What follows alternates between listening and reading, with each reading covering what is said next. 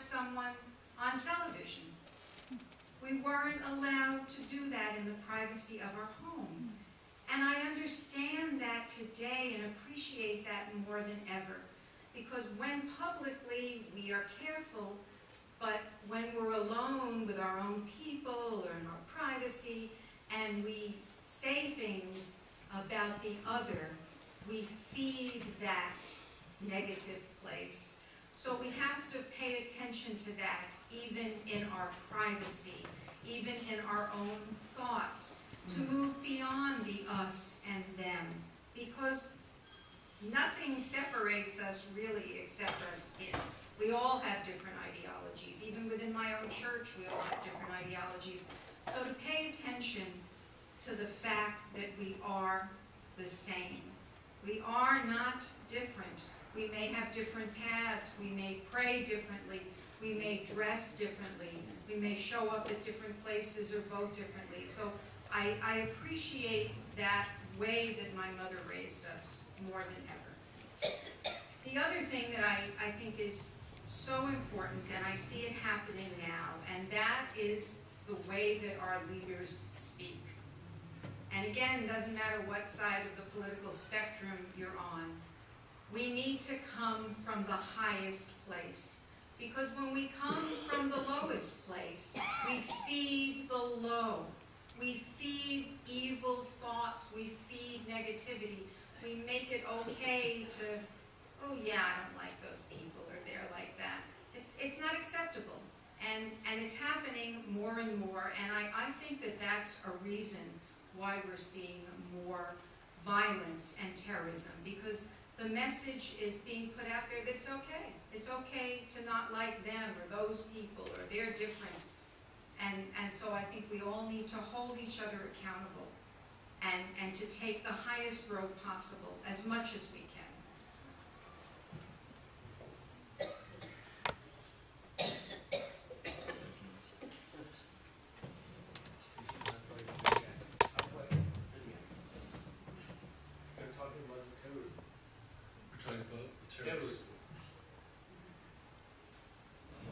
First of all, I apologize for being late.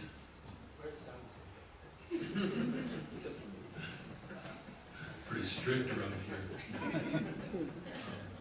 I was actually with a patient, so I understand. yeah. I think everything that I heard was sufficient. I don't need to add anything except to say that I was very moved when people that I know from this room and these gatherings called me November 11th and then called after Poe. I do think that expressions in times of crisis are very important, and I think it's important that there are expressions of solidarity when things like this happen, like the attack in Pittsburgh or the attack at the synagogue on Poe. I appreciate people's expressions.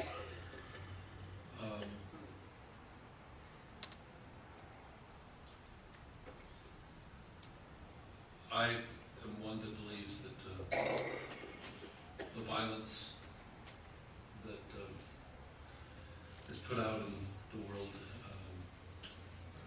comes back.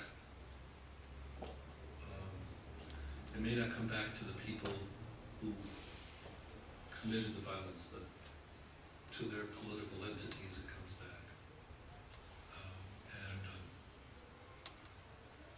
These are continuing circles where if one nation has been violent towards another nation, they should not be entirely surprised when there's a reaction of violence. I don't know how to exactly make the equation, but it's clear that there's an economy where violent rhetoric, for instance, does have violent rhetoric as its response. I'm not justifying, I'm just simply saying that we observe that, we acknowledge that that is part of what happens. I think that's enough. Okay, this time, as I ask question, if any of the panelists want to ask a question, you're welcome to do that. I mind you shaking your head. I'm agreeing. For once. May I respond to Sure.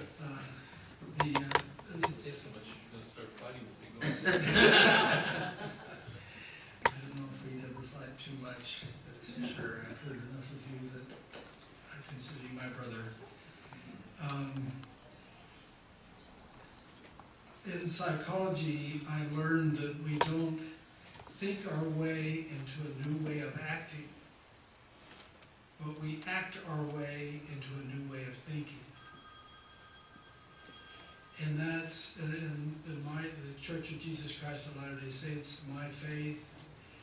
I've seen one thing in commonality with Islam, is that the emphasis on what we do. It's important what you believe, but far more important is what you do. And our actions have an impact upon the way we think. And someone said that one of the real tragedies of war is not that people are killed, but that people kill. And when people are trained to kill, they change. Their personalities change. When people are trained to hate, and when I served in the military, part of my basic training was to hate the enemy, and was to, the first thing you do is depersonalize the enemy to make them seem like nothing, so therefore you don't feel guilt necessarily if you kill them or if you demean them or whatever you do. And we see, you said that it comes back to you. In America today, veterans, 22 veterans every day commit suicide in America today. It's a terrible thing because we have trained them in war and in hate and it changes them and it destroys them morally. And there's some psychologists refer to it as moral, the person is morally destroyed, or I forget the word that's used. Injury. Pardon? Moral injury. Moral injury. Thank you, that's my wife down there. She's always good at it. I told you shouldn't go anywhere without her. And so it comes home, it comes back, it affects us, and that's why we believe that the real, well, in fact, Martin Luther King said that you can't fight hate with hate. I had the quote here in this pile somewhere, but I can't find it, but you can only destroy hate with love. And I think that's why Jesus said, love your enemies. Pray for those who despitefully use you and attack you. That's the way to live, because as you love and as you treat people kindly, that comes back to you. And you have a happier, more fulfilling life. And we see the results out there from all of this, especially our current presidency.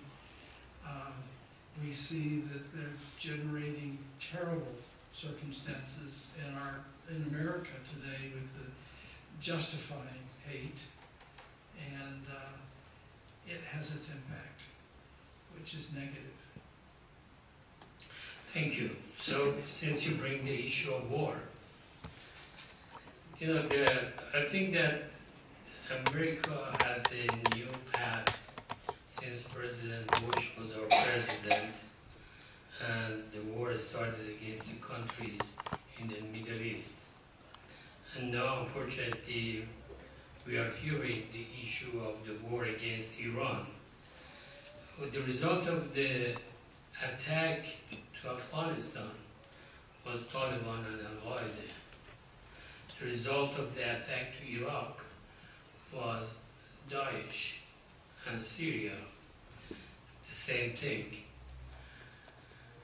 And now we have a new, intention for another war. What do you think that the religious community can prevent that, or it's written because the arm manufacturers are supporting the president and they have the commitment to satisfy them? I started with Salam. He was the one who asked me to ask this question. Okay, I get the burden. No, I think that's the question of our time. And the way I look at it is either we deal with the problem of war now and speak out against it, or we wait until the bombs are dropped and people are killed and there's a frenzy, and then we all come in and just protest. And we as a religious community should once and for all say no to war. No more war. Not in our name. And there are too many religious groups, especially in the United States, that have blessed war or have been too silent about this problem. And God says in the Quran that people keep fanning the flames of war and God keeps extinguishing the flames of war. Whereas religion is viewed in the opposite, that religious groups are the ones that are promoting war. It is exactly what Dr. Namazaka said. It's special interest groups, it's geopolitics, it's the military-industrial complex. And we should separate ourselves from that. And so we at the Muslim Public Affairs Council have put together a group of 50 or more religious leaders telling the State Department and the administration that they cannot use our name for war. That we have to find alternatives to that.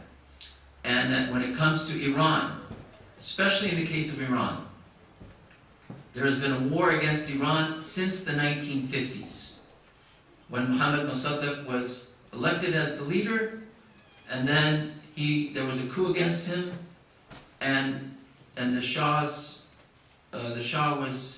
installed as the leader by the CIA. Ever since then, there has been this idea of hegemony in the Gulf that has resulted in other problems. And America has been on this ramp, or at least the perception, that it is at a war against Islam. And this is what Al-Qaeda and ISIS and all the extremist groups use as fuel for their propaganda. They say, America is not against dictatorships and this group. America is at war with Islam. And it comes from this idea of a clash of civilizations that was begun by Bernard Lewis and Samuel Huntington, that Islam is at odds with the West. Islam versus the West is the lie that keeps on giving. Keeps on giving us war, keeps on giving us terrorism, radicalization, ghettoization, alienation, problems with religious groups in America. And we have to find a different model in America. And it has to start here. We can't just come and say, let's break bread together and let's have our kumbaya moments and we're all together, and leave these serious problems alone. Religious communities have to be central in the prevention of the next war, or at least pushing back when the war starts, and we have to start now.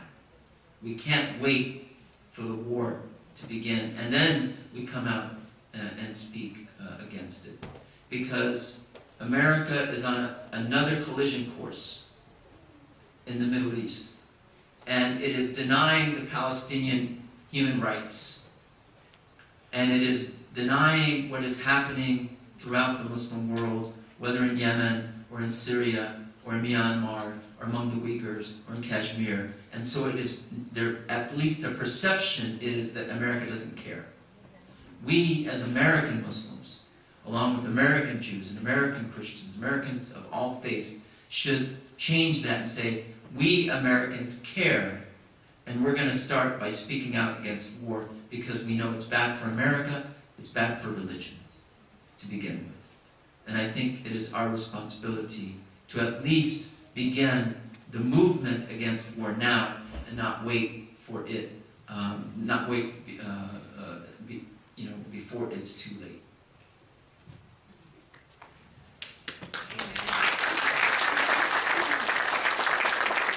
Anybody wants to talk about this issue?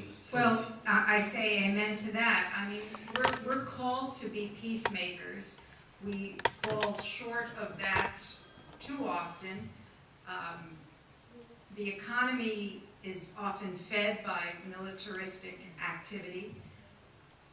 My concern, I'm not quite clear how we do this. People, I grew up during Vietnam, and honestly, I thought we won't have any war after that. People protested around the world, millions of people, before we went into Iraq, and we bombed Iraq. Afghanistan is our longest war in history. I mean, it just goes on. So I am behind you in what you say. We need to act that way. I also feel, and I worked as a social worker at the VA for the past 10 years. I have respect for my veterans. I want to see them heal. But I do think we need to stand up to the military and to that bureaucracy and start setting some limits. And it seems like everyone's afraid to say, maybe we don't need to feed that so much money. If we took a tiny 1%, small percent from the military, from veterans, and we use that towards healthcare and public education and mental health, we would be making the world better. So I am frustrated too with this, but yes, we have to be peacemakers or we will implode. And I often, have heard from growing up, the capitalist will sell the noose that he's hung with. So we have to take a stand, and I think if we take a stand as a religious community, there is a lot of power in that. So I agree with you, to say the least.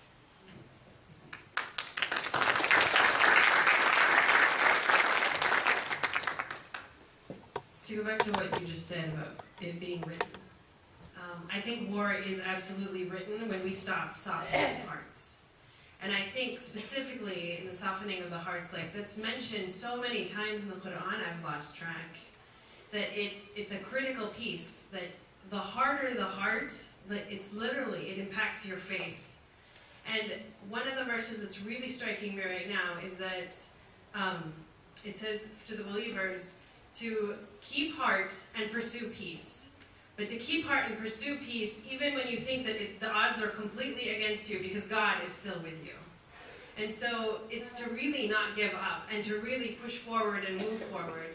And I think of like that one piece of the softening of the heart that we hear so often and yet we completely underestimate. Like we soften each other's hearts not only when we meet each other, when we tell stories that are real stories that we haven't been talking about for a long time.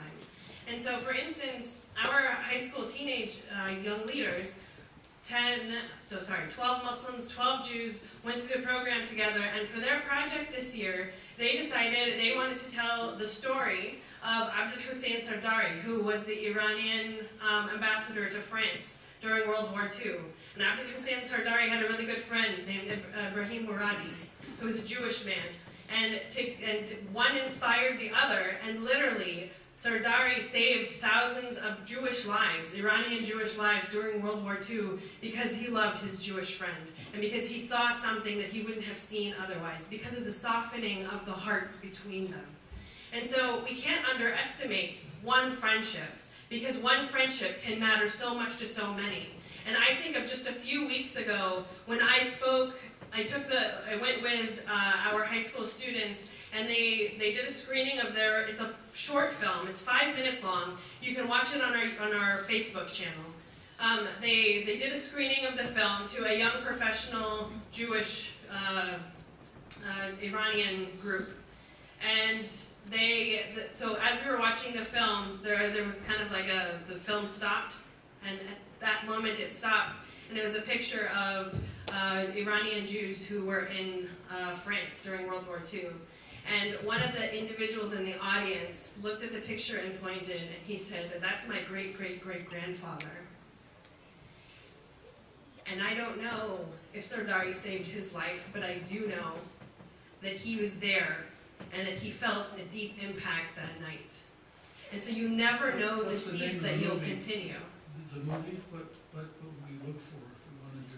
It's called Seeds of Peace, and you'll see it on the New Ground Facebook page. You can find us at MJ New Ground, or just look for the title at MJ New Ground on Facebook. You'll be able to find us in our videos. It's a really short film, and I think those are the types of stories that we need to be telling and sharing, and making sure that people hear.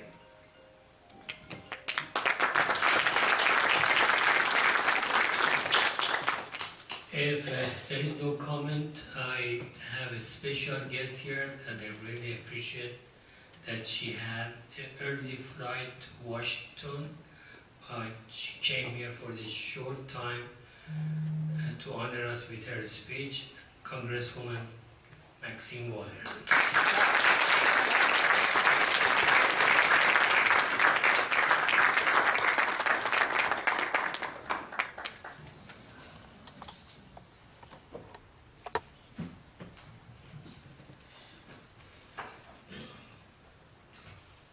Good afternoon, everyone. Good afternoon. I'm deeply honored to be here today. I would like to thank Dr. Namazika for inviting me to this annual Interfaith Festival of Unity. And I commend the Iranian American Muslim Association of North America for choosing to bring people of different faiths together in a festival of unity, brotherhood, and peace. This is not the first time I've been here. I believe Dr. Namazika is a very special human being. He's special because he is committed to peace. It is the only place that I know of where all of the faiths are brought together at any particular time of the year to talk about their faith, their commitment to unity and peace, and to sometimes unveil the real truth about what is going on in America and in the world. I just heard part of your presentation, and I thank you for that. And I have thought for some time that part of the problem in America is our ignorance. We're not taught the geography of the world. We're not taught the various religions of the world. Maybe if you get to college and you're able to choose, you might choose to learn more about the religions of the world, but certainly I don't know any place else that it is taught. And part of the problem is this. We experience it in the Congress of the United States every day. We know a little something about some things. For example, we did get educated on what was possible with Iran and coming out with the peace agreement, which has been undone, by the way, by this president.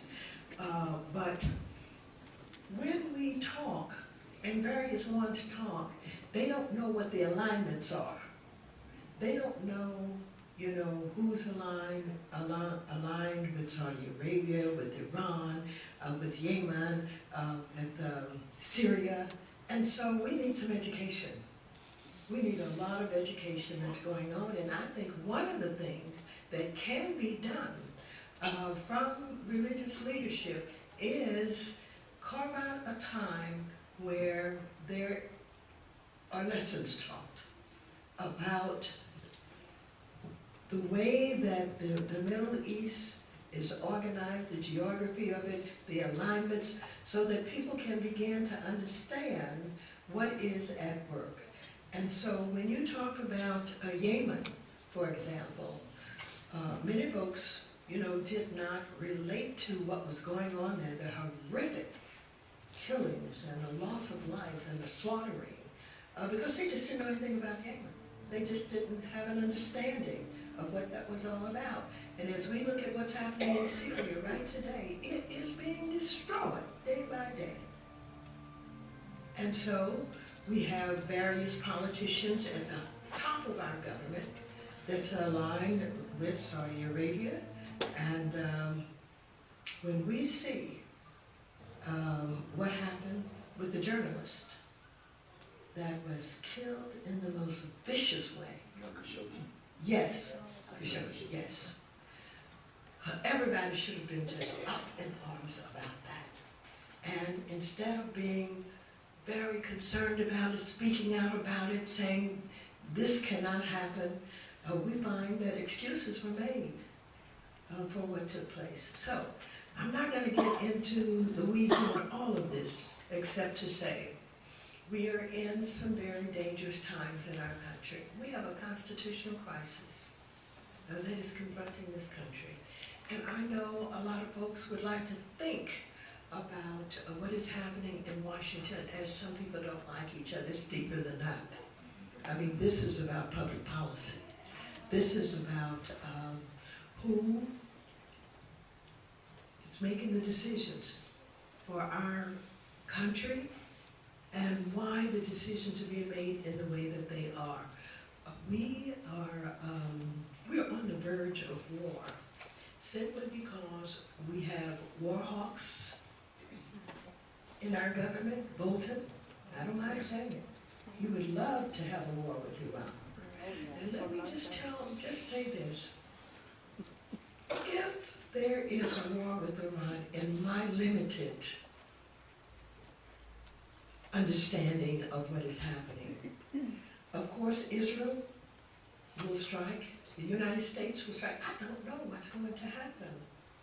And I tell you, we cannot sit still while John Bolton is leading our government and this president into that war without being extremely concerned. This is very dangerous for the world. And so I just kind of mention this because I think many of you sitting in the audience know this better than most people. And you understand a lot more about not only the alignments in the Middle East, but the history, which so few Americans really know and understand. But I think it's one thing that you do understand, no matter where you come from, no matter what your religion is, you understand that there's something wrong with the President of the United States of America.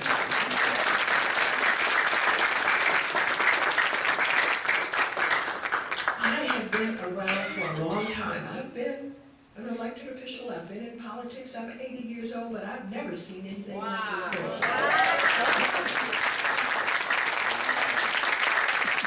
And so I started a long time ago, before others even thought about it, to talk about impeachment. I wanted to create a discussion.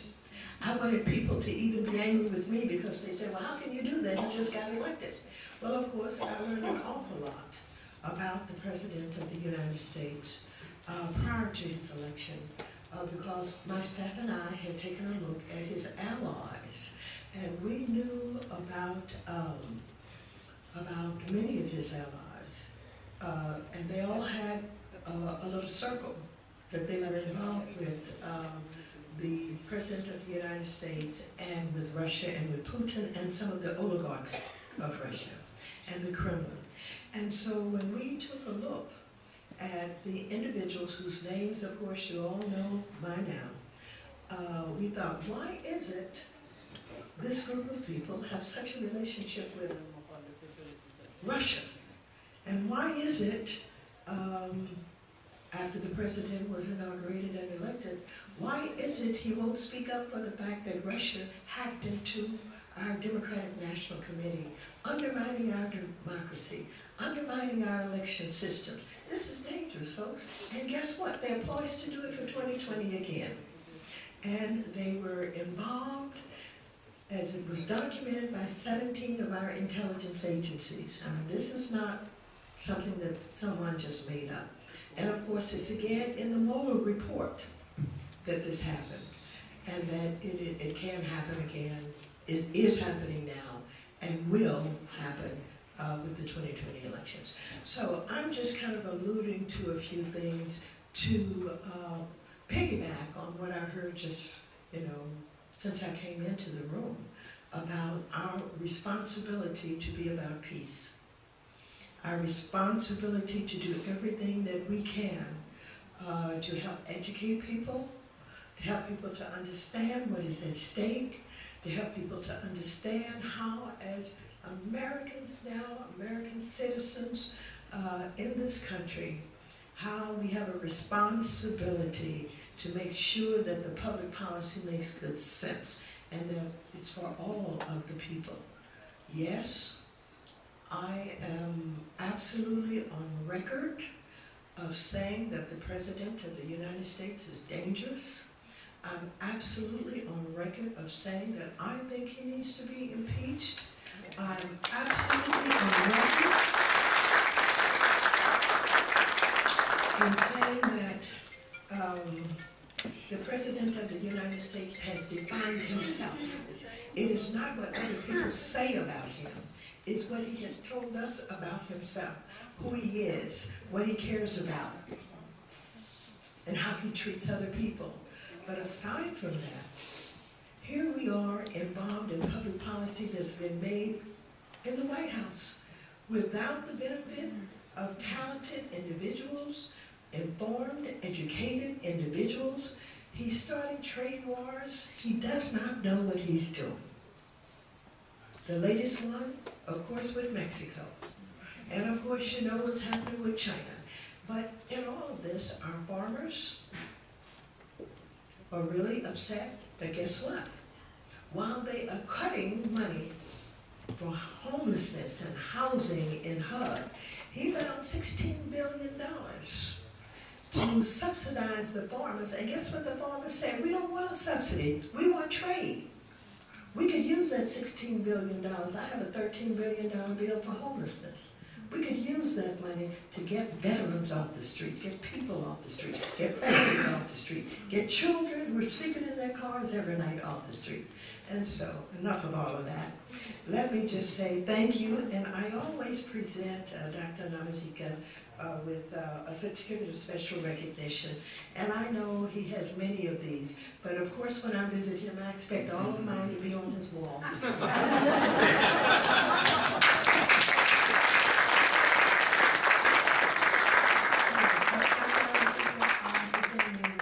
Certificate of special recognition, because as I said when I first came in, I love you and I'm proud of you for continuing this effort of yours to bring all of the religions together, to talk about unity and to talk about peace. But before I go, I got to say something about education. We have a ballot measure that you should be voting on Tuesday. I flew back from San Francisco this morning and I went to early voting at Southwest High School to cast my vote for Proposition E. This is extremely important because guess what? California, our government now, is in very good shape. It's in very good shape, and they have a surplus. And I want to tell you, I don't care which party you support, it's because Democrats are in power. And it's because we have a democratically elected assembly and senate, and we have a governor, and this Governor Newsom is very bold that he cares about education. Education is supposed to be our #1 priority in the state of California. If so, we have to put our money where our mouths are. And so EE is all about strengthening education. It's about reducing the classroom size. We still have classrooms with over 40 students, in the classroom. It's about having nurses at all of our schools. It's about having counseling. It's about really supporting education in ways that will help to educate our young people and get them ready for a future and careers that can cause them to have a good quality of life and contribute to their communities, to their cities, states, to their government, all of that. So please don't forget to vote. Tuesday is the vote, but you can vote. Oh, maybe a little late today. Early voting is extremely important, and I do want everyone to vote. I could not be here earlier today to walk precincts because I was at the Democratic conference in San Francisco. But I want you to know I did not forget. The minute I got off the plane, I went and I voted. Oh, how are you doing? Yes, I'm very good. I'm very good. So they were supposed to have someone here with some literature this evening. Has anyone been? Oh, there it is. Oh, he has the literature. Okay, I don't know what you're going to do with it and how you would distribute it, but I would like to ask you if you would please. We can distribute at the dinner. At the dinner. All right, thank you very much. And thank you. I think that's all I'm supposed to do is make sure that they know that you're here with the literature. Is that right? Yes. Thank you very much.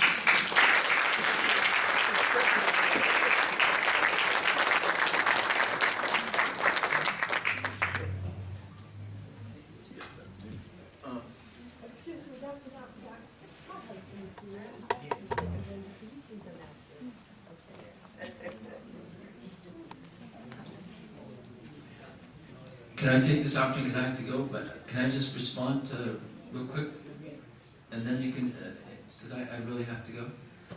They Okay, say ma'am. behind every successful man is a woman, but behind this successful one is Ambassador Williams.